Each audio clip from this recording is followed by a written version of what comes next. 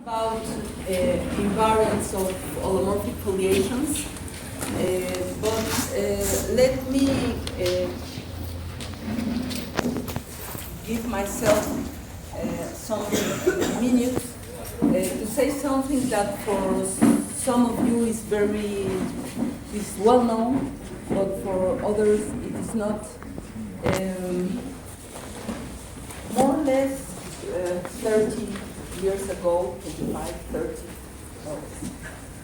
30, young researchers, Pepe Seade, Javier Gómez Mont, and Alberto Berkowski give themselves the dream of making a good team on holomorphic foliations and singularities. I must say that at that time I was a student, and it was for me a great pleasure to meet Pepe. I met him as I was a student of Javier Gómez Mont. And since I knew them, I can great, very generous people, a great mathematician that you know very well, but also is a deep person, really kind and generous person, and I am very happy to see that his dream and their dream has come true. We are here, there are a lot of students abroad, but also a lot of Mexican students that are in some sense a product of the work that you have done. Thank you very much, Pepe.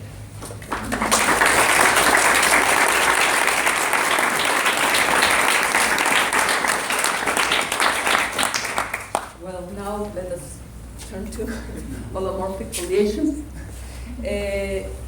I will speak in these 2 days about invariants of these foliations.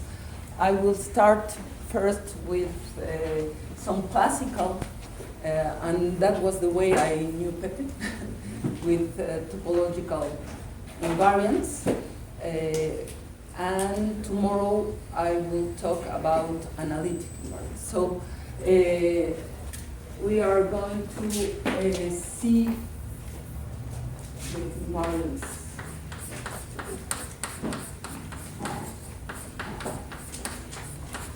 Invariants of holomorphic foliations.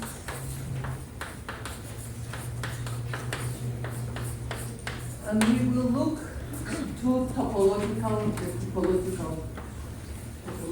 cases, the formal invariants and the analytic invariants.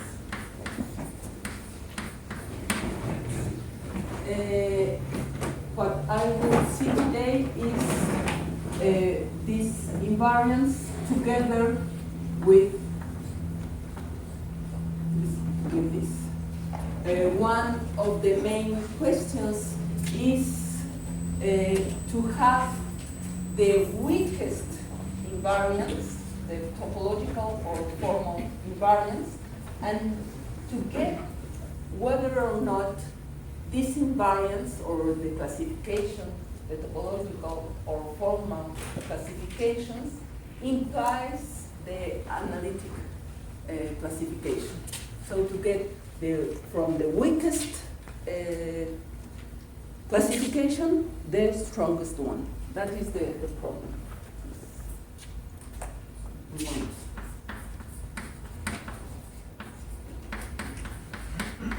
You know?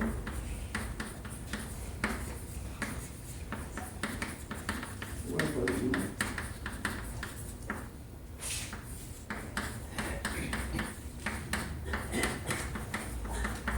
The weakest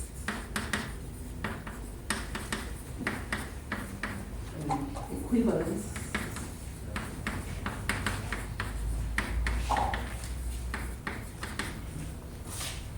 Plus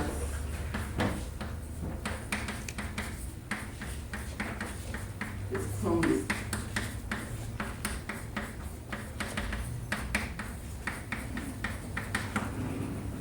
So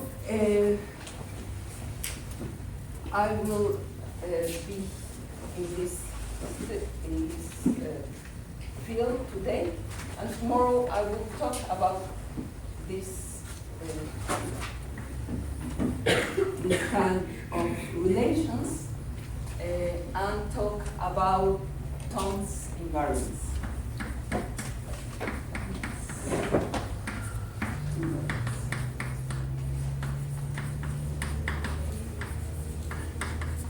Okay, so let me begin with the recalling the definition that it has been already said here. That is, if I have two vector fields, holomorphic vector fields,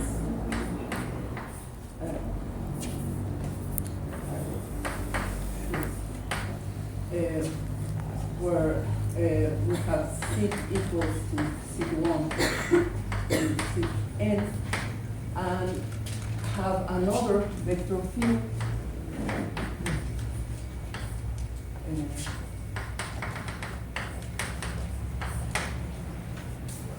the same. Okay. We say we would like to have, if one has one solution of this vector field, the vector field acting here, we want to have a relation with the other vector field and its solutions, and we want to know if we can construct a relation that takes the solution passing through P to a solution passing through H of P, the solution associated to the vector field W. That is, if we can construct H taking the solutions, not only one solution, the solution of one equation to the solution of the other. Of course, if we are looking for the topological questions, we will ask H to be an holomorphism.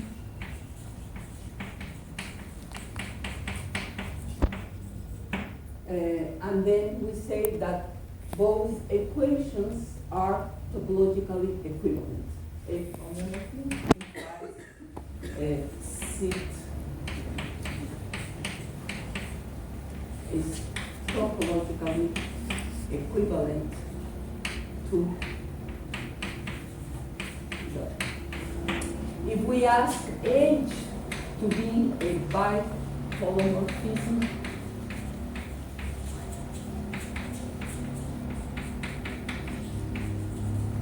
then we say that both equations are analytically equivalent.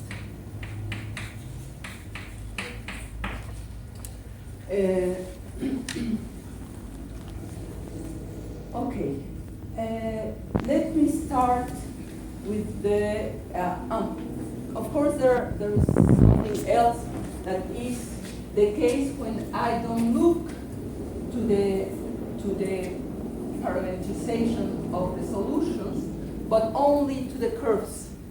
In this case, I will say that the foliations generated by these equations are topologically conjugated or analytically. But I will be talking at that time about only foliations. That means if I don't, if I am not looking to the parameter, I can change this by x. Well, I will say for the moment like this. Okay. Let me give the simplest cases, topological cases, and they are when you have linear cases, and I will work with A has associated a collection of eigenvalues sit in Cn for the moment, then I will go to C2 afterwards, and I will look to the following. I will say that this collection lambda, here point is theta j prime. Theta j prime is bj dt, and t is complex. I will say that lambda belongs to the Poincare domain. I will put only P if the 0 does not belong to the convex hull of lambda 1 and lambda n. And lambda belongs to the Siegel domain otherwise.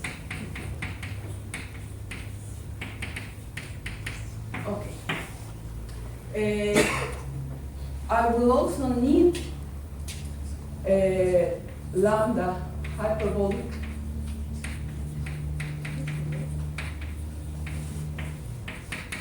complex, as Jessica said yesterday, hyperbolic if lambda j over lambda k is not a real for any j and k. Okay? So a well-known result is the following.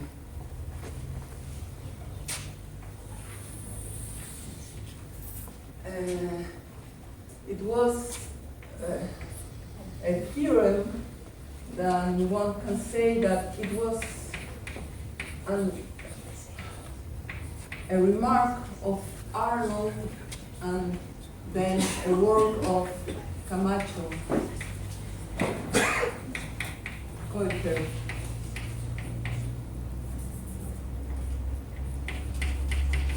and Palmis, who says the following. If one has theta prime as here, a theta and theta prime b theta with lambda in Poincare plus hyperbolic,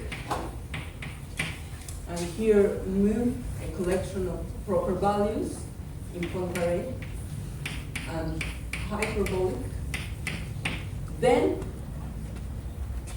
both equations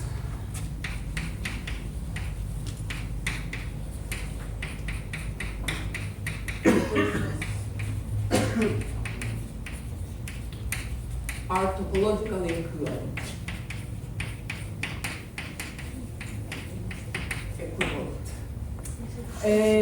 The proof of this theorem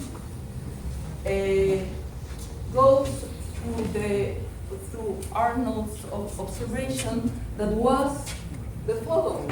If lambda is in the Poincare domain, you can see here 0 does not belong to the convex hull, and it is very easy to convince yourself that in such case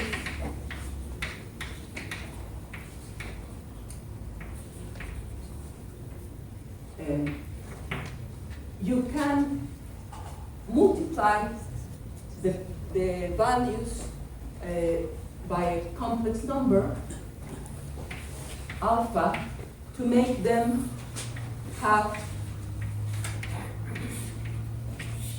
the real part negative. So this is the alpha lambda j real part. So this makes that all the foliation would be transverse to any sphere. So you will have here, in both cases, you will have transversality of the solutions. They will cut. This is S to N unit 1, and here the same. You will have is the solutions, and it will be very easy now to construct a relation between the two foliations. You will go now, after making this choice of alpha, you can go now to the sphere. Here, go to the same point with the identity map here, and then go on. I will write. If this is P, and this is phi B or phi A alpha T, now T real of P, now you will come, if you take here at 0 and here you touch the sphere at the time tau, phi A tau alpha P, then you will go upwards to the point inverse, minus tau alpha. I won't write this. No? This, you construct point by point the transformations, making the equivalence between the two equations. Now, sorry, see? You don't apply any diffeomorphism of the sphere? I mean, you... Yes, the identity. What? I get with the identity. But how you identify the leaves in You such go, a way that... you take a point, and you will go by real trajectory. And there is only real, because you yes. have already used the choice that you have in the company. Laura, See? don't you need something on A and B to ensure that the flows on the spheres are topologically equivalent? No. Or No. What you will have, but later, there is another thing. You here have transversality. yes. And the real flow that you will have here Yes. will be a Morse-Mail. Morse-Mail, yes. Morse-Mail. Yes. So you can really But move them. how do you know that the Morse-Mail flow on one sphere is topologically equivalent to the Morse-Mail flow on the other sphere? You have one, each equation gives you one Morse-Mail flow in the sphere. Yes. Why are they the topological equivalent? You construct the homeomorphism point by point. On the sphere? You construct it here. No, that's, if you have it on the sphere, you extend it to the foliation. Yes. Or- Here. Yes. Yes. You have to look.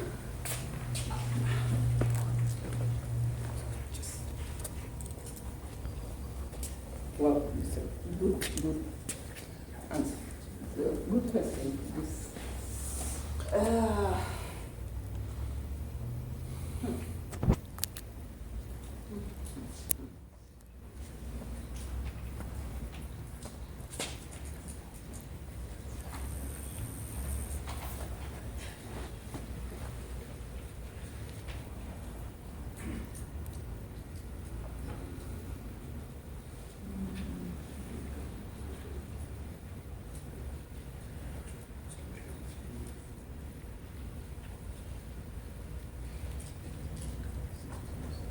it with the identity, just point by point, point by point, you construct it just like this. There is no need to look until you want to say that it is Morse's main. When you want to look if it is Morse main or not, then you have to look to the axis and look to other things. But point by point, things like this, you give it explicitly.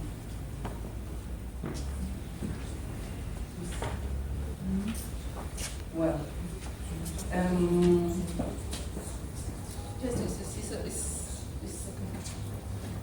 okay.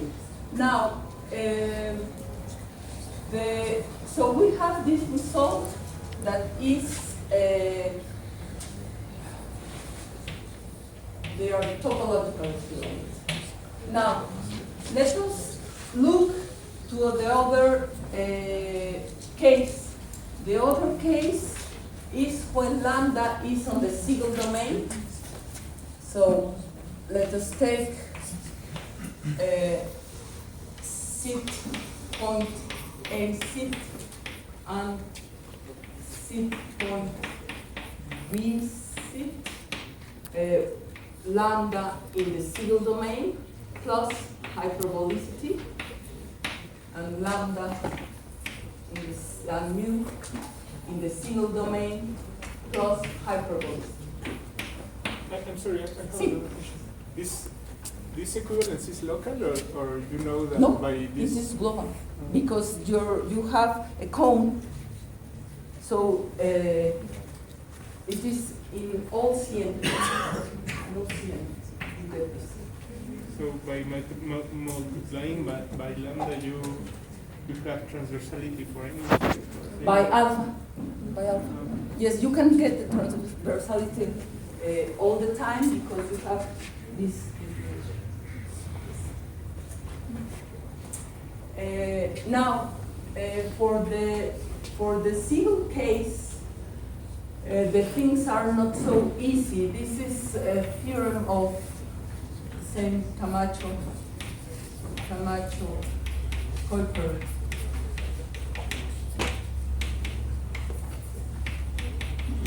And Harris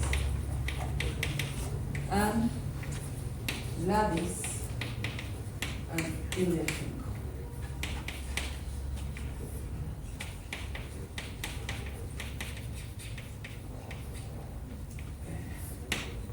And in this case, the topological equivalence is not as simple as in Poincaré case.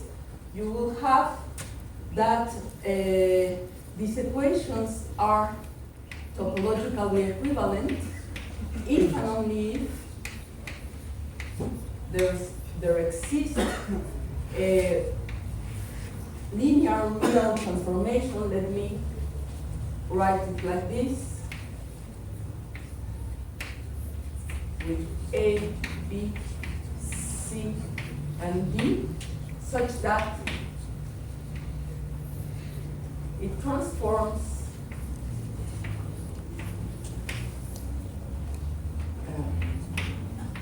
to Pi mu J. I transform to Pi lambda J. I will tell why this is written like this. So for every J. So as you may see, this relation is very already rigid. It tells about a lack of freedom of making topological equivalence between those equations.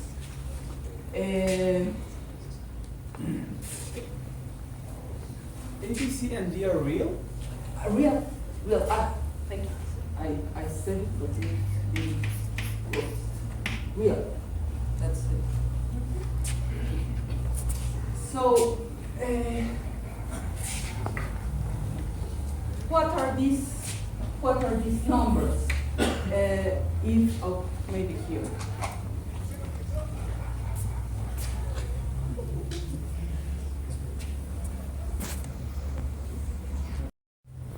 let me look as to the monodromy transform that was already explained by Frank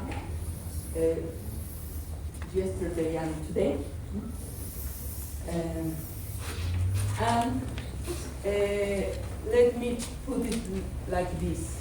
If you have if n equal to n, if you have the singular point, here the singular point is the origin, so you may look to a transversal. I will take it for better like this. If I have two variables, sit1 and sit2, let me think that sit1 is equal to 1.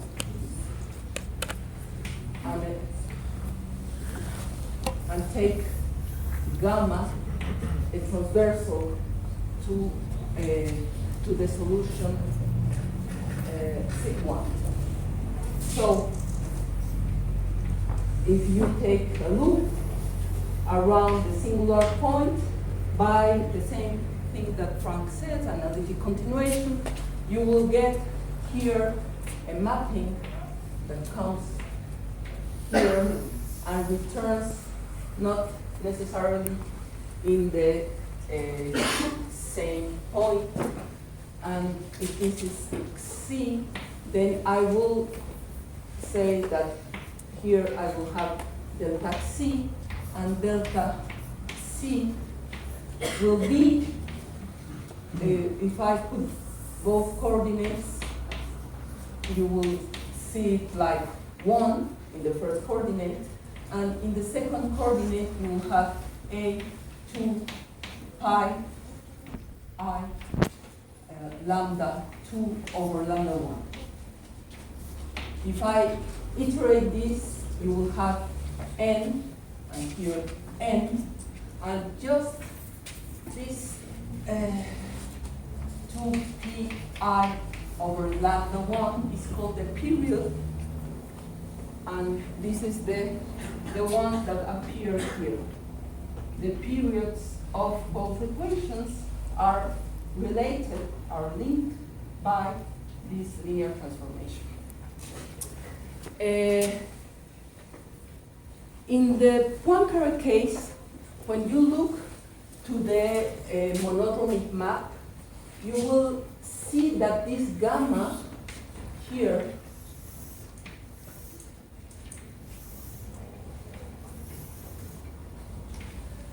will be, the orbit of gamma will be something like this.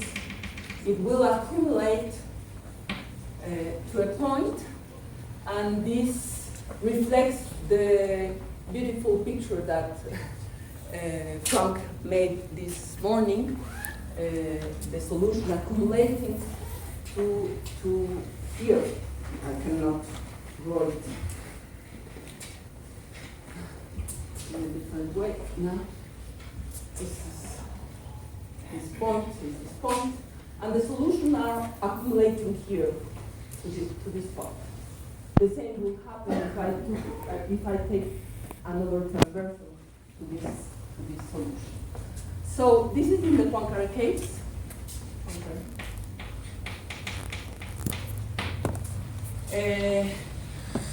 In dimension 2, if I'm looking also in dimension 2, the single case in dimension 2, you will see n equal to in the single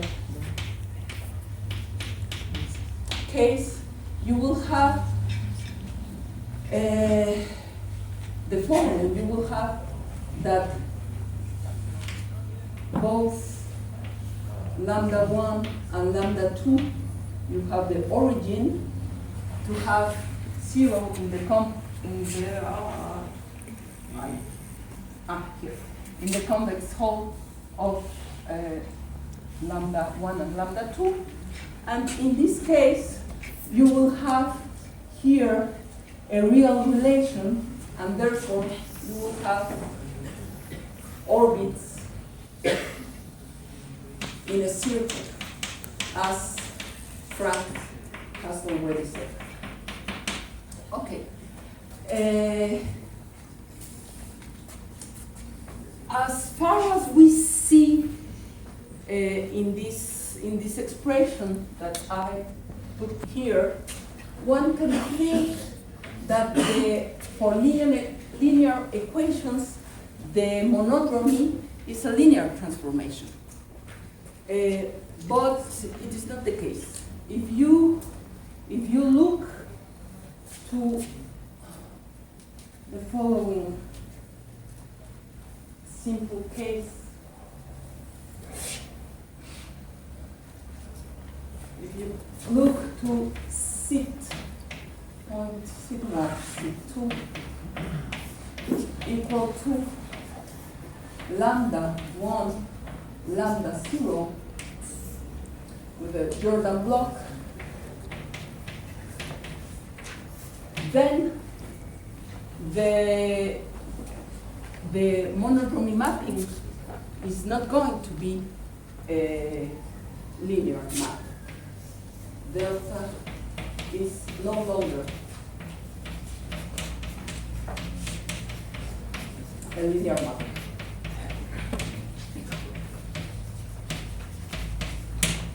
In fact, if you take a transversal like in here, for this case, you will have things, the delta will be tangent to the identity, and so you will have that the orbits will be something like this.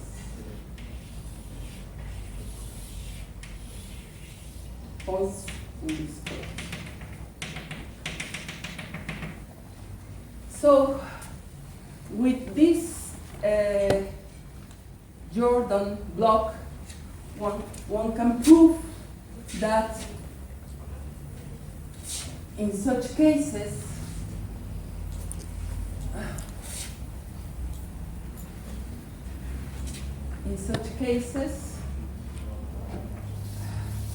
one has that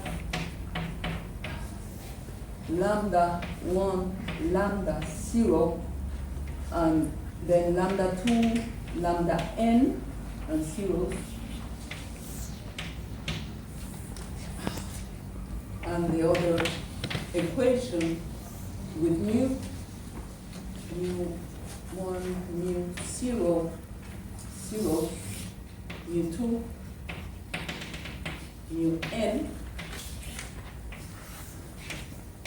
The presence of a Jordan block will make so presence of this Jordan block and Siegel domain,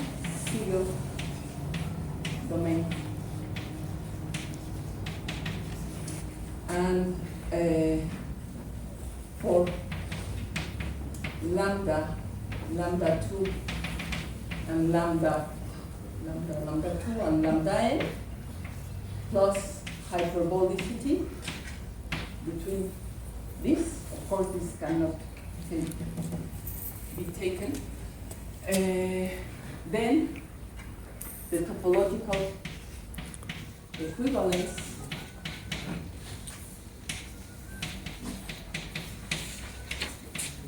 you have topological equivalence if and only if you have analytical equivalence.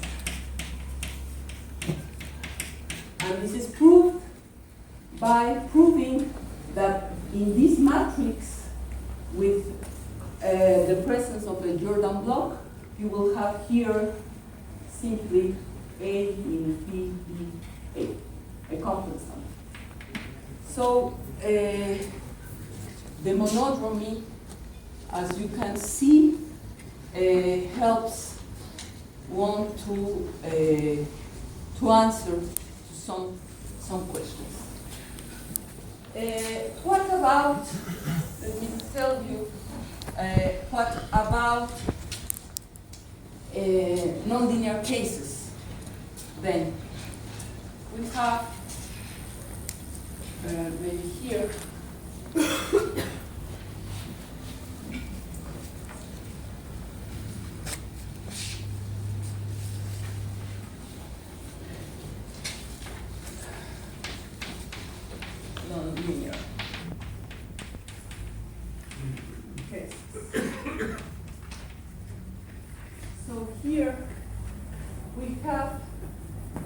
the following analogs of Grobman-Harman theorems. And we have one theorem of Guggenheimer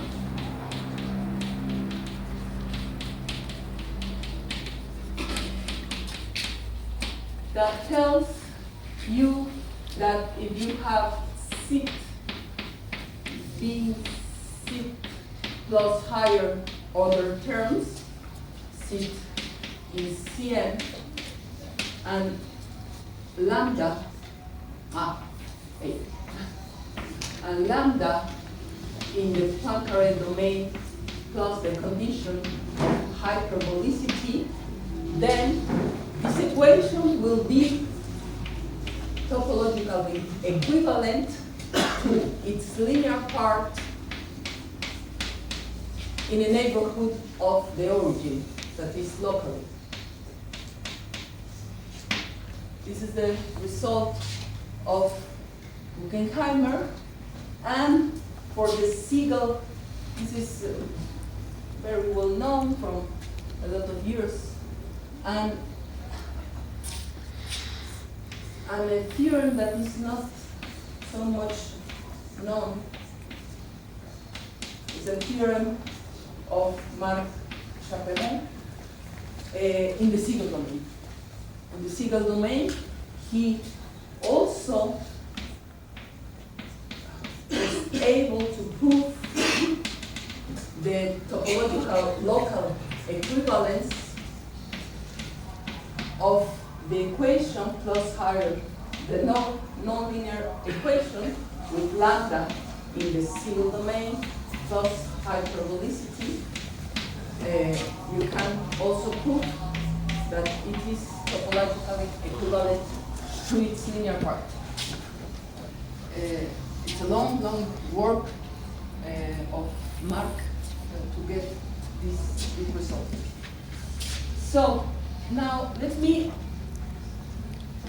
switch. This is already local. Local, we got the global in Cn, the nonlinear cases local in Cn also, and let me now look to C2.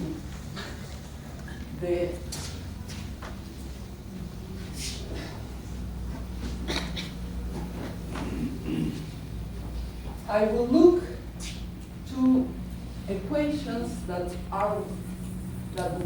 were already presented several times.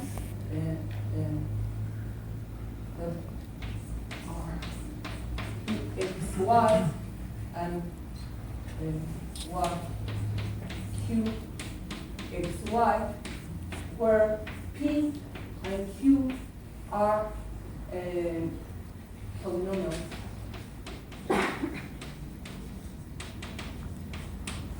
Of, let me say, degree n. So I will look to these equations, and I will extend these equations to the to CP2.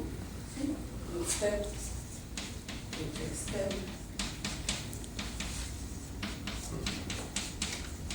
equations to CP2, and a result of Ilyashenko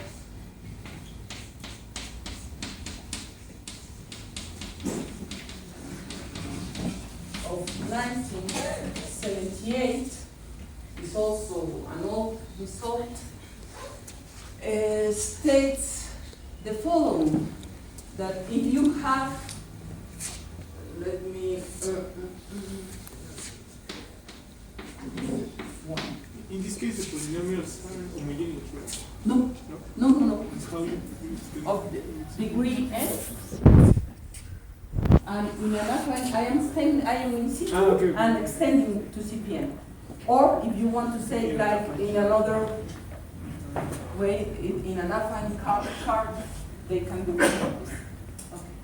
Okay. So the statement is the following. Two generic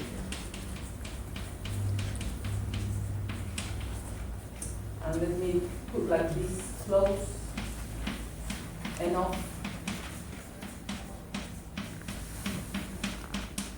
equations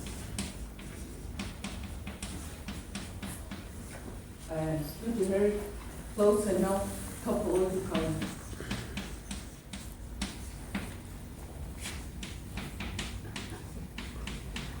equivalent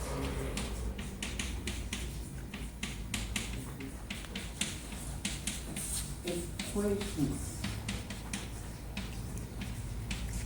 of type 1 linked or conjugated by a holomorphism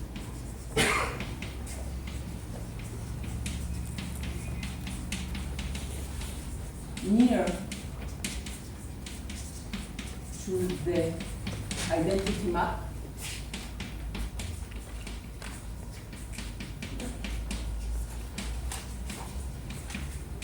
are analytically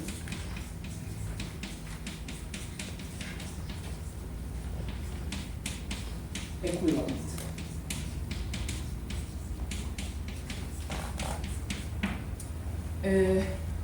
This work has given a lot of people things to think about, and a lot of papers have been written after this work, and one of them is the work. Well, let me say, no one realized that there was a condition that could be skipped in the hypothesis. Well, in those that I put here, close enough and close to the identity map, near to the identity map, and I am very happy to say that Valente Ramirez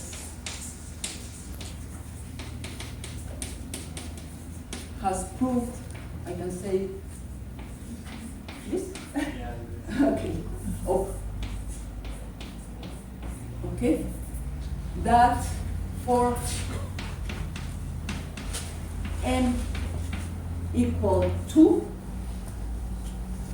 this and this can be thrown. You can throw and throw away the hypothesis.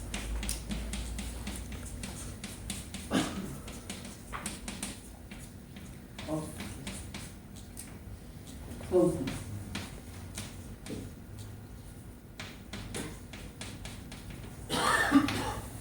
You don't need, you take two generic equations, they not need to be close enough. You need them to be generic, the same conditions of genericity that Ilyashenko gives. I will give the two that are more evident and that are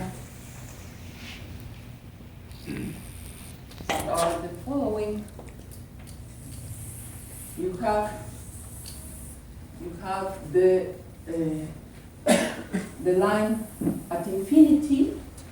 You have here x, y, and the line at infinity, and you suppose that you will have n plus 1 different singular points. That's one of the generic conditions. And the second is you can see this line at infinity as a sphere.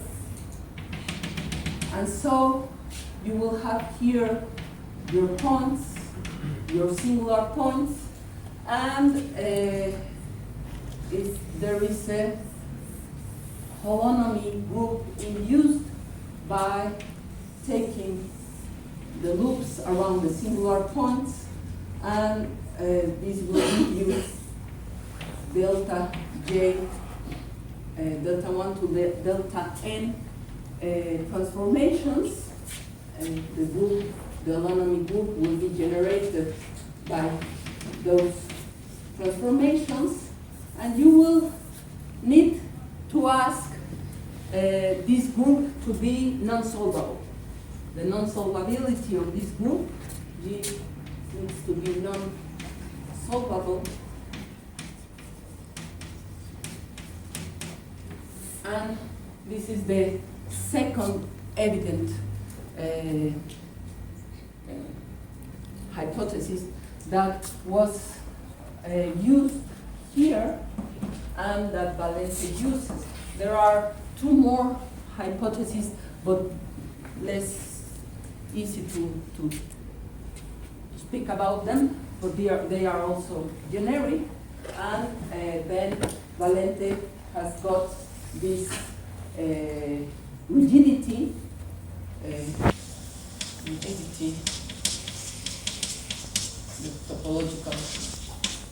topological rigidity, that is topological implies analytic. Well, okay. Let me say maybe something. I would like to leave the question about Tom's invariants for tomorrow. So let me say maybe some words about this. One of the keys of the proof is that when you have an unsolvable holonomy group, then the orbits near to the line at infinity become dense. The orbits here become dense, and the thing is to extend the density to all C2. You have density near the line at infinity, and to look that the density goes everywhere. Oh, you skip only the separatrices that you have. And this would let you, will give you enough chances to construct between two equations that have this property a transformation that relies one to the other. One of the nicest corollaries of that theorem is the one that says that you will have infinitely many complex limit cycles when you have equations like this. It's also something that Ilyashenko. So I think I stop here.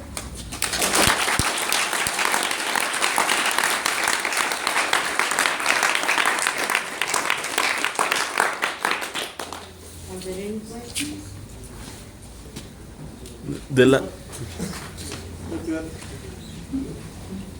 The last idea of limit cycles, can you repeat The the infinity of then limit? the infinite number, you have a complex limit cycle for, you have here surfaces, so you have to think them, you have to think them like complex curves, but they have genus. So you would like to count the limit cycles not as cycles in the real case. You need to look to the homology. So they need to be not homologous. And the assertion is that you have an infinite number of cycles of non-linear dependent homologous. That is the, because one question is if they can be, for example, only in one leaf, or if they can be in different leaves. Thank you. As far as I understood, the topological invariants, at least in the linear case, are the eigenvalues. Am I right? Okay. The topological invariance relies on the eigenvalues, and we will see that tomorrow. The case that I will see is when you don't have linear part. You want to ask the same kind of questions, but for vector fields that don't have linear part. No, but So- my question actually was if these eigenvalues are topological invariants of the leaves or I mean... Of the classification. No, I know, but if they coincide or have to do with the leaves or with something else. They have this lambda g's arise when you do the monotomy. So, for example, if you have something like this, 6 prime equals 2, 1 and 2 prime equals 2 p and minus q, 6, 1, 6, 2. You will have as monotony. Let me make myself 2 and 3. So you take a transversal. Here is your singular point. You get round around the singular point. There is the other invariant. And you get something like this. Gamma, let me put it here. It will be better. This point. And now, if I go from here and lift the loop, I will go and return. You need to look it like this. Goes around and returns 1 time, 2 times, and returns here. And then if you again go, you will do again 1 time, 2 times, and you return to a third, to a 2/3, 1/3, 2/3 in the period, yes, and at the end you will close. You will return to the original points because you have here integers. Yes. So the relation of the eigenvalues will tell you if about the topology of the leaves. Here you have something that closes, yes, and if you have these eigenvalues that are real, then you will have something that can be dense in the circle. And if you have the quotient as complex one, then you will have the idea that I hope we are going to accumulate for positive or negative, that depends values of each race. So they really give you information about the behavior of the leaves.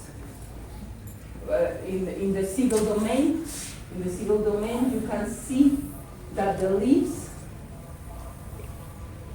does not touch the origin.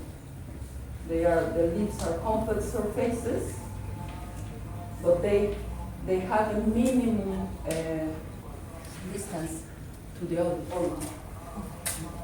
And that is because you have something that goes to one, has one P and one leaf.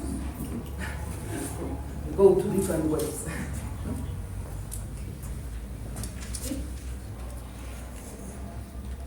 Any other questions?